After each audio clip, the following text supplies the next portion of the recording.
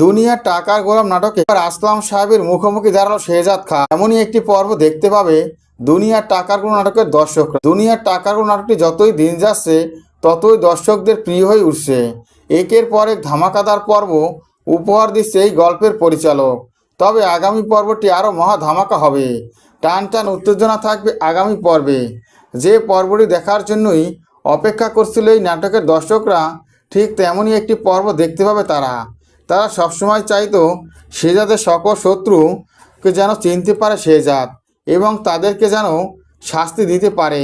তবে এবার সেটাই হতে যাচ্ছে। শেহজাদ তার শত্রুকে চিনতে পেরেছে।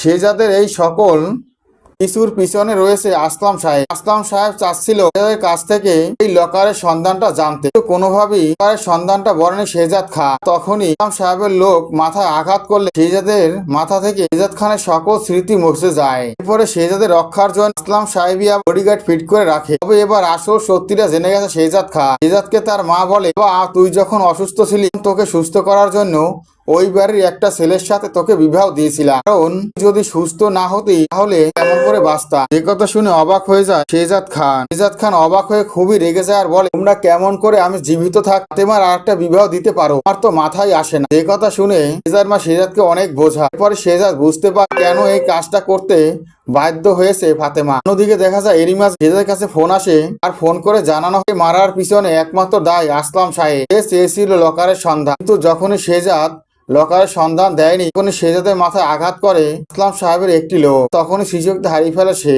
এই কথা শুনে খুবই রেগে যায় শেহজাদ। শেহজাদ আসলাম সাহেবকে ফোন করে আসতে বলে আর শেহজাদ দল বল নিয়ে ওখানে ছুটে আসে। আসলাম সাহেবের মুখোমুখি দ্বারা শেহজাদ খান। আর শেহজাদ খান বলকে আপনি মেরেছিলেন লকারের সন্ধান জানার জন্য, তাই না? যে কথা শুনে অবাক হয়ে যায় আসলাম সাহেব। দুনিয়ার টাকার মানের দর্শকরা এমন একটি পর্ব দেখতে পাবে। দুনিয়ার টাকার মানের পরবর্তী আপডেট পাওয়ার জন্য আমার চ্যানেলটি সাবস্ক্রাইব করে বেল আইকন অন করে রেখো। ধন্যবাদ।